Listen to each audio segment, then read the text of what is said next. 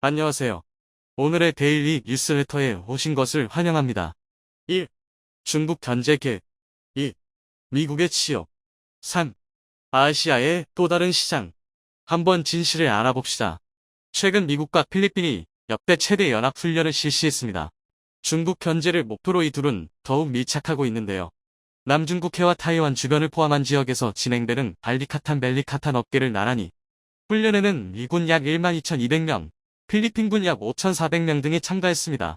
그런데 이 훈련에서 미국은 생각지도 못한 굴욕을 당하며 필리핀 앞에서 대망신을 당했습니다.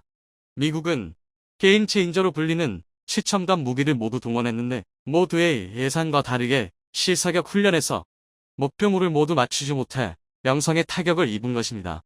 그래서 이 덕분에 한국의 무기가 돋보이는 계기가 되었다고 하는데요. 최근 필리핀은 한국의 무기에 굉장히 관심이 많은데 미국산 무기 대신 한국의 무기를 구매할 수도 있다고 밝혀 충격을 주고 있습니다. 이 때문에 중국도 꽤나 긴장을 하고 있다고 하는데요. 과연 미국과 필리핀의 연합훈련에서 어떤 일이 발생한 것인지 자세히 알아보겠습니다. 미국과 필리핀이 중국 견제를 목표로 밀착하고 있습니다. 지난 1일 바이든 미국 대통령은 백악관에서 페르디난드 마르코스 주니어 필리핀 대통령과 정상회담을 갖고 남중국해 영유권 문제 등 중국의 영향력 확대에 관한 대응 방안을 논의했습니다. 필리핀 대통령의 미국 공식 방문은 약 10년 만입니다. 필리핀은 지난 2016년 로드리고 두테르테 전 대통령 필리핀은 지난 2016년 로드리고 두테르테 전 대통령 집권 후 적극적인 친중 행보를 보였습니다. 그러나 지난해 6월 마르코스 주니어 정부가 들어서면서 친미로 방향을 선회했습니다. 바이든 대통령은 이날 회담에서 미국은 남중국해를 포함해 필리핀을 지킨다는 우리의 공약에 철통 같으며 필리핀군 현대화를 계속 지원할 것이라고 밝혔습니다. 마르코스 주니어 대통령은 지금 필리핀이 처한 상황은 매우 복잡하다며 남중국해와 아시아 태평양에서 긴장이 고조되는 가운데 필리핀의 유일한 조약동맹과 관계 재정립에 나서는 것은 당연하다고 말했습니다. 필리핀은 중국과 남중국해를 사이에 두고 오랜 긴장을 이어오고 있습니다.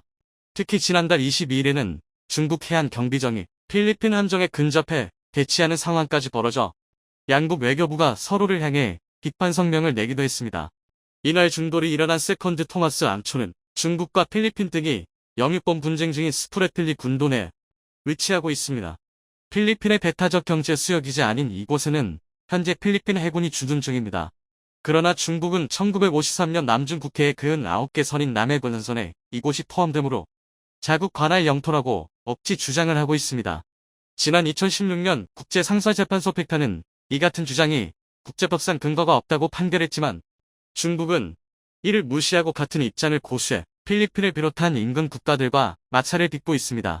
게다가 얼마 전 중국이 대대적인 대만 포위 훈련을 벌이면서 위협을 가하자 미국과 필리핀도 남중국해 인근에서 역대 최대 규모의 연합군사 훈련을 실시한 것입니다. 미국과 필리핀은 1951년 상호방위조약을 체결해 동맹을 맺었습니다. 필리핀은 요즘 들어 더욱 미국과 군사협력을 강화하고 있는데요. 앞서 지난 2월 필리핀은 미군의 군사기지 4곳을 추가 사용할 수 있도록 허용하기도 했습니다. 이번에 실시된 발리카탄 훈련에는 미군 12,200명, 필리핀군 5,400명, 호주군 111명 등 총 17,000여 명이 참가했습니다. 작년 연합훈련 당시 병력의 2배 수준으로 발리카탄 훈련 역사상 가장 규모가 큽니다. 한동안 필리핀은 2016년 두테르테 전 대통령이 친중 행보에 나서면서 미국과의 군사 훈련 규모를 2017년 발리카탄 훈련에 5,500명이 참가했고 2020년에는 코로나 팬데믹을 이유로 훈련이 취소됐습니다. 2021년 훈련이 재개됐으나 병력 640명만 참가해 소규모로 이뤘습니다. 그러나 작년에 페르디난드 마르코스 주니어 대통령이 취임한 이후에는 연합훈련 규모가 다시 확대되는 추세인데요. 최근 미국의 견제에 맞서 중국이 대만을 압박하는 등 대만 해협에서 긴장감이 높아진 상황도 작용했습니다.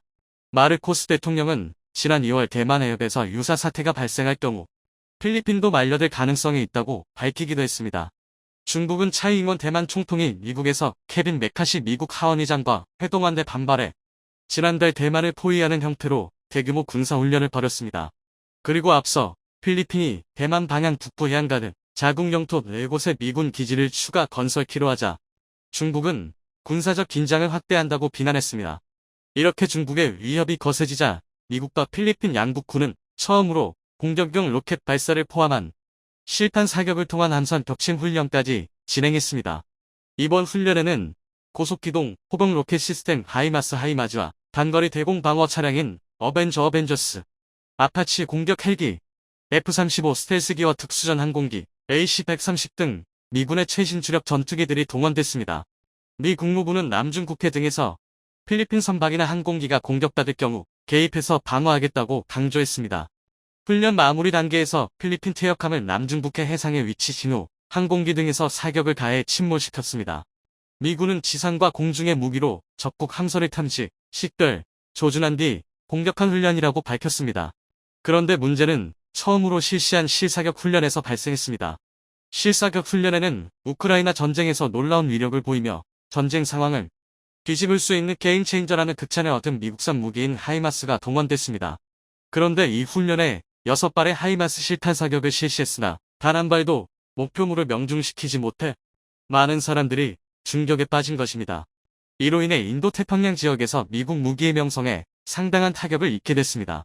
군사 전문 매체인 디펜스원에 따르면 미군이 우크라이나에 지원해 높은 평가를 받은 무기인 제블린 대전차 미사일과 스팅어지 대공 미사일, 하이마스 등을 뽐내기 위해 훈련에 이를 배치했다고 밝혔습니다.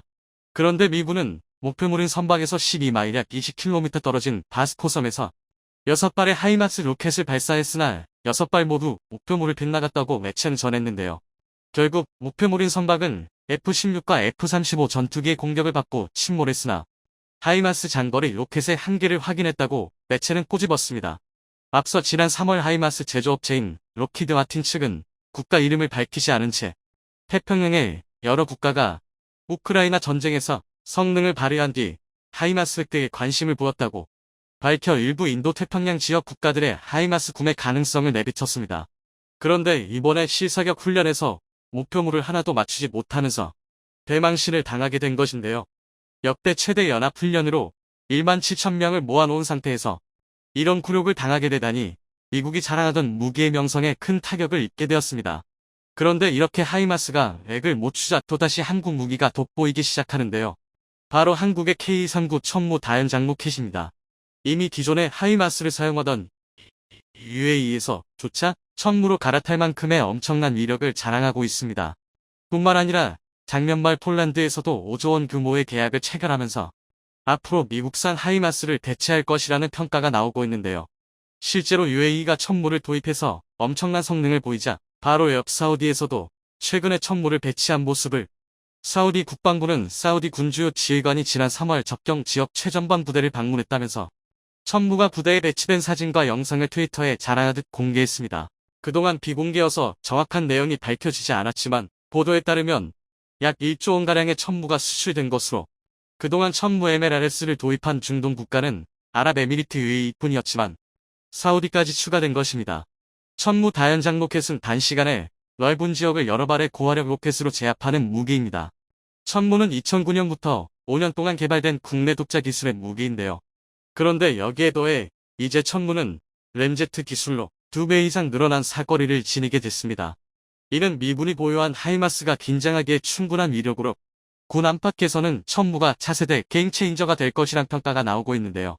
최근 미국 군사 전문 매체 디펜스 뉴스는 다연장 로켓포 천무가 덕티드 램젯 추진 방식을 적용한 로켓탄을 개발 중이라며 사정거리가 비약적으로 늘어나게 될 것이라고 보도했습니다. 실제로 에드는 지난달 열린 한 세미나에서 천무의 성능 개량을 위한 연구개발 프로젝트를 발표했는데 핵심은 덕티드 램제트 로켓 추진 기술을 접목시켜 사정거리를 200km 이상으로 연장한다는 내용이었습니다. 그런데 이런 보도가 나오자마자 바로 실력을 공개했는데요. 실제로 사거리 80km 천무 발사대로 200km 미사일 발사 성공한 것입니다.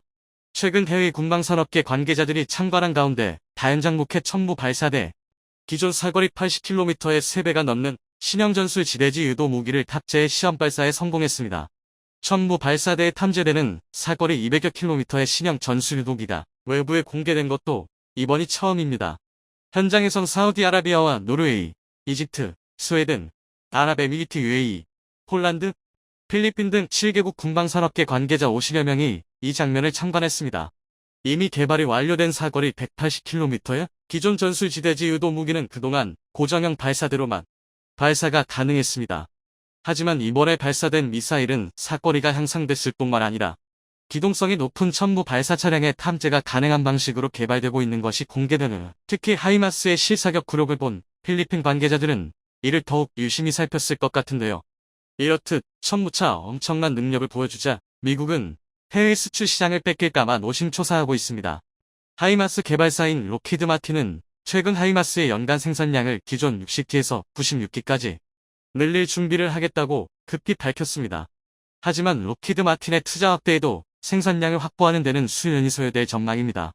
이는 폴란드, 에스토니아, 우크라이나 등 러시아로부터 안보 위협을 받고 있는 동유럽 국가들과 중국으로부터 안보 위협을 받고 있는 동남아 국가들의 수요에 맞추기에는 너무 느린 속도입니다.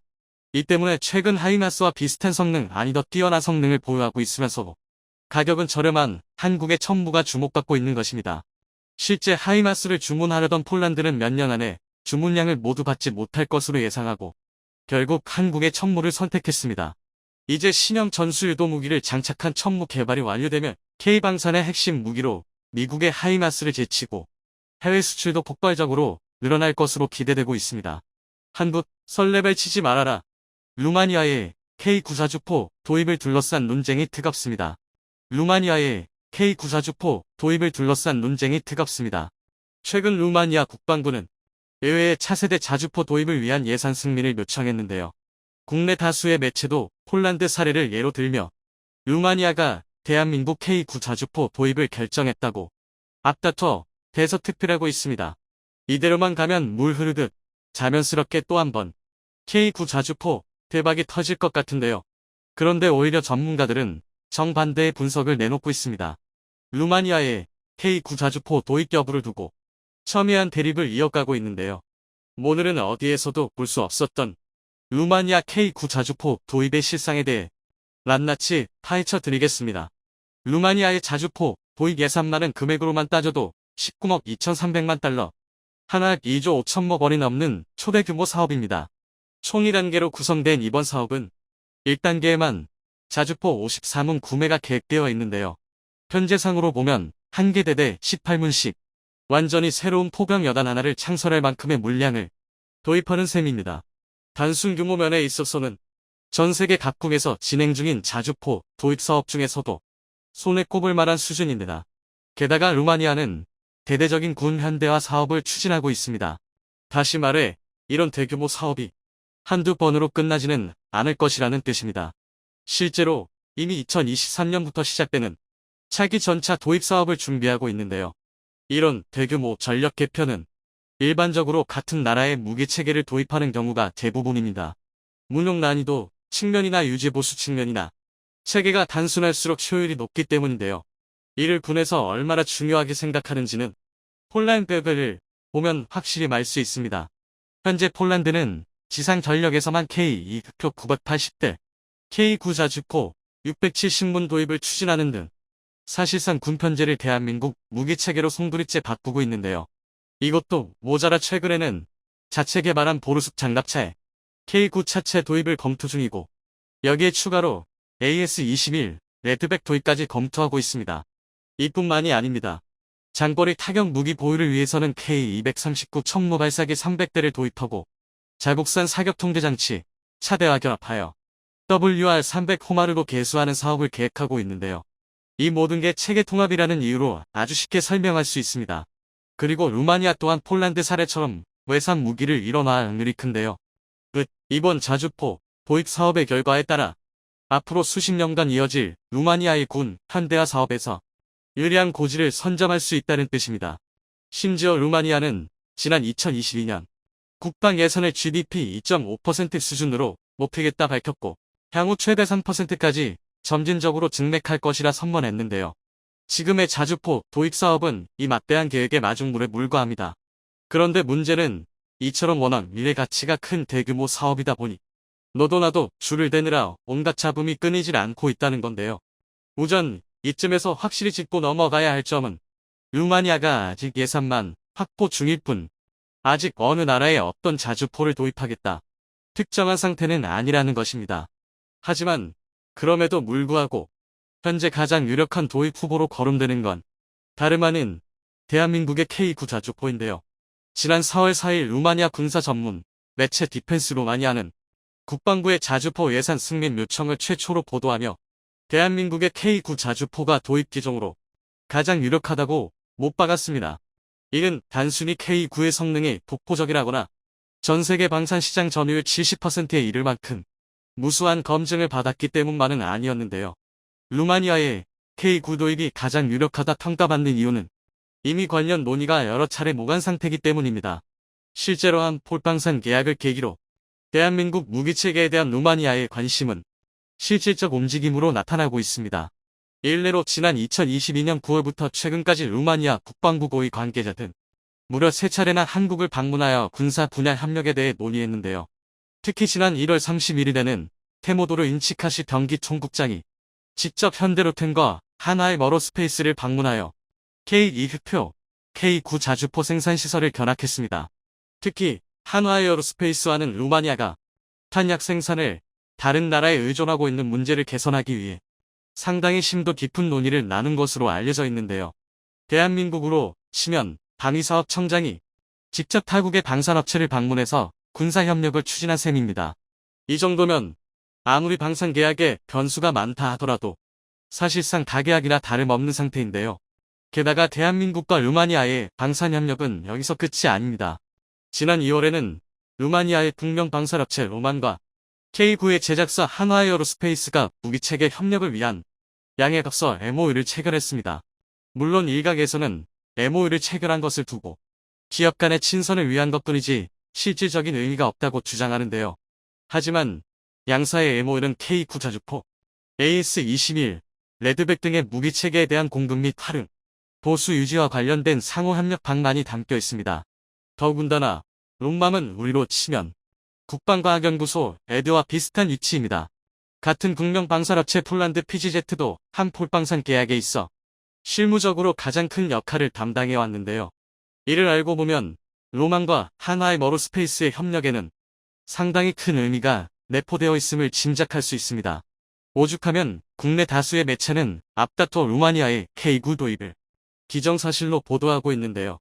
하지만 일각에서는 대한민국이 축배를 들기에는 아직 조금 이르다는 주장도 만만치 않습니다. 루마니아의 지정학적 위치를 고려하면 대한민국 무기를 도입하는 게 시기상조라는 것입니다. 루마니아의 군 현대화 계획은 2000년대 초반부터 시작되었는데요. 외적으로만 봤을 때 루마니아 육군은 비교적 약소한 국력과 반대로 자국산 무기 체계를 상당수 보유한 나라입니다. 예를 들어 주력 장갑차민 MLI-84나 아프라 40 다연장 로켓 트럭, TR-85 전차 등은 모두 루마니아산 무기 체계인데요. 그러나 이는 어디까지나 표면적인 모습일 뿐 조금만 깊이 파고들면 그 뿌리에 전부 소련이 있다는 걸 알 수 있습니다. MLI-84는 사실 소련의 BMP-1 모델을 면허 생산한 장갑차입니다. 그나마 현대식 개량형인 MLI-84m에 이르러 포탑을 기관포, 대전차 미사일 복합 무인 포탑으로 교체했을 뿐인데요. 또 아프라 40은 그 뿌리가 1963년 소련에서 개발한 BM-21에 있습니다. 그래도 그나마 TR-85 정도가 소련 T-55를 기반으로 루마니아가 독자 개발한 전차라고 부를 수 있는데요. 하지만 겉만 번지르르 할 뿐 TR-85의 신뢰도는 마무란 수준이라 루마니아는 2023년 차세대 전차 도입 사업을 준비 중인 것입니다. 루마니아의 무기체계가 표면적으로 나아 자체 개발의 형태를 띈 건 1950년대 후반부터 소련의 위성국 신세에서 벗어나 독자 노선을 걸었기 때문인데요. 루마니아는 상당히 이른 시기부터 친서방 노선을 타기 시작했고 1960년대 후반에 이르러서는 아예 소련과 다른 나라 취급을 받았습니다. 그나마 바르샤바 조약기구에 소속되어 있긴 했지만 소련 붕괴보다 2년이나 빠른 1989년에 민주주의 체제를 확립하기까지 했는데요. 그러나 이를 받고 말하면 서방의 혜택도 소련의 혜택도 어느 쪽도 제대로 수혜받지 못했다는 뜻입니다. 물론 왕년에야 루마니아군이 발칸반도의 주력이라 평가받았던 적도 있었지만 이데올로기와의 변화에 따른 경제구조 붕괴 등 막제가 거듭되면서 군사력이 상당히 약화되었는데요. 그렇기 때문에 루마니아의 군 현대화 계획은 국가의 운명을 걸고 안정적인 안보 환경을 조성하려는 국책 사업이 될 수밖에 없습니다. 특히 2014년 크림반도 사태 이후 루마니아는 러시아의 우크라이나 침략을 미리 예견했고 군 현대화 계획을 가속했는데요. 그런데 이것이 대한민국 K9 도입의 걸림돌이 될 수 있는 이유는 루마니아의 국제적인 영향력 때문입니다. 지금까지 말씀드린 내용을 되짚어 보시면 폴란드와 루마니아가 굉장히 비슷한 포지션임을 말 수 있으실 텐데요. 나토를 위시한 서방 세계의 폴란드와 루마니아는 우크라이나, 몰도바를 제외하면 사실상 러시아의 진격을 막을 유일한 방패막이입니다. 그러나 두 나라에는 결정적인 차이가 있는데요. 폴란드가 대한민국 무기체계로 북자 노선을 걸으며 이를 활용해 다른 나라의 영향력을 발휘할 수 있을 만큼 국력이 탄탄한 나라인 반면 루마니아는 이게 불가능하다는 것입니다. 조금 냉정하게 말하면 되려 다른 나라의 도움을 받아야 러시아를 막아낼 수 있는 약소국인데요. 실제로 유럽에서 루마니아의 위상은 즉시 범죄자, 외국인 노동자 등으로 대변됩니다. 앞서 말한 독자 노선의 영향으로 루마니아는 2000년대에 들어서야 비로소 경제가 만정화되기 시작했습니다. 그렇다 보니 아직 경제적으로 풍요로운 서유럽에서 생계를 이어나가는 루마니아인 다수가 남아있습니다. 쉽게 말해 서유럽의 외국인 노동자 중 루마니아인이 차지하는 비율이 상당히 높다는 것입니다. 그리고 이들 중 일부는 범죄 행위에 연루되기도 했는데요. 서유럽에서는 아직도 루마니아인 소매치기라는 편견이 남아있기도 하고 루마니아 마피아로 대변되는 범죄 조직들은 트럭 강탈이나 각종 사기, 보이스피싱이나 심지어 인신매매 등으로 망명이 높습니다. 오죽하면 대한민국에서조차 위조된 신용카드로 사기를 치러던 루마니아 범죄 조직이 검거된 적이 있고 2018년에는 복제 신용카드로 ATM 사기 범죄를 노리던 루마니아 마피아가 체포되기도 했습니다. 그러나 여기서 중요한 건 그렇다고 루마니아의 치안이 나쁘냐 하면 또 그런 건 아니라는 것입니다.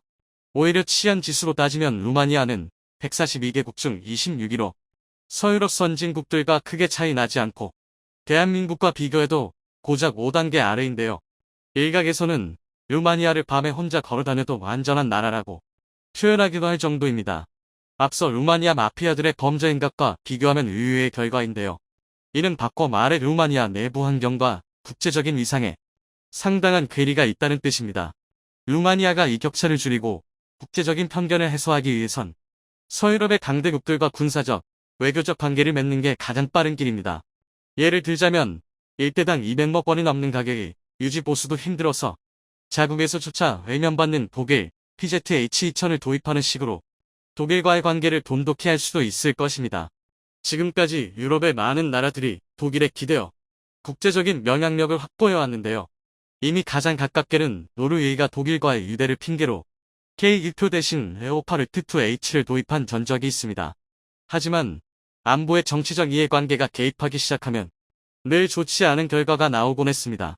방금 말씀드린 노르웨이도 레오파르트 2 도입으로 홍역을 치르고 있는데요. 국민의 만전을 지키는 데에는 절대 타협이 있어서는 안 된다는 걸 부디 루마니아가 잊지 않길 바라겠습니다. 미국이 궁지에 몰렸습니다. 우크라이나를 포기할 수도 그렇다고 적극적으로 병력을 파병할 수도 없는데요. 그런 사이 전쟁으로 인해 얻을 수 있는 득보다 실이 많아지고 있습니다. 오죽하면 전쟁이 조금만 더 길어지면 미국이 우크라이나를 포기할 거라는 주장도 설득력을 얻고 있는데요. 그러나 다른 건 몰라도 이것만큼은 100% 장담할 수 있습니다. 미국은 대한민국 때문이라도 절대 우크라이나를 포기할 수 없습니다. 오늘은 미국이 우크라이나를 선택한 이유와 대한민국을 바라보는 속사정에 대해 알려드리겠습니다. 당연한 얘기지만 전쟁은 절대 쉬운 일이 아닙니다. 게다가 그동안 미국이 겪었던 출구 전략 실패 경험, 참전을 망설이는 중요한 이유 중 하나인데요. 자국의 병사를 그저 소모품 취급하는 러시아와 달리 정상적인 나라라면 참전 용사의 해상 후 스트레스 장애, 즉 전쟁 후유증을 절대 무시할 수 없습니다. 전쟁 이후부터는 사회 문제이기 때문인데요. 미국의 브라운 대학교 왓슨 연구소가 작성한 보고서에 따르면 이라크와 아프간 전쟁에 참여했던 미군 가운데 3만여 명이 극심한 PTSD를 호소하며 극단적 선택을 했다고 밝혔습니다. 하지만 이를 감안하더라도 미국이 참전하지 않는 가장 큰 이유는 명분이 없다는 것입니다. 냉정하게 바라봤을 때 우크라이나와 미국은 인접국도 아닐 뿐더러 동맹국도 아닙니다. 오히려 지금 미국에 막대한 군사 지원이 미국이 전쟁을 키우고 있다. 왜 남의 나라 싸움에 미국이 끼어드냐는 식의 비난을 받고 있습니다. 물론 미국도 과거 유고슬라비아와 리비아에 동맹국이 아님에도 군대를 파견한 전적이 있는데요. 그러나 유고슬라비아, 리비아의 경우와 우크라이나는 많은 게 다릅니다. 먼저 유고슬라비아의 경우 미국은 나토 국가들과 함께 1999년 코소보에서 진행 중인 분쟁에 대응하기 위해 군사적으로 개입했는데요. 코소보 분쟁은 세르비아군이 알바니아계 주민들을 잔혹하게 진압하는 바람에 발생한 분쟁입니다. 이때 나토 연합군은 민간인 보호와 지역 평화 회복을 위해 투입되었습니다. 즉 유고슬라비아가 미국의 동맹국은 아니었지만 민간인 보호와 지역 평화라는 명분이 있었기 때문에 인도주의적 개입을 할 수 있었던 것입니다. 리비아의 경우에도 마찬가지인데요.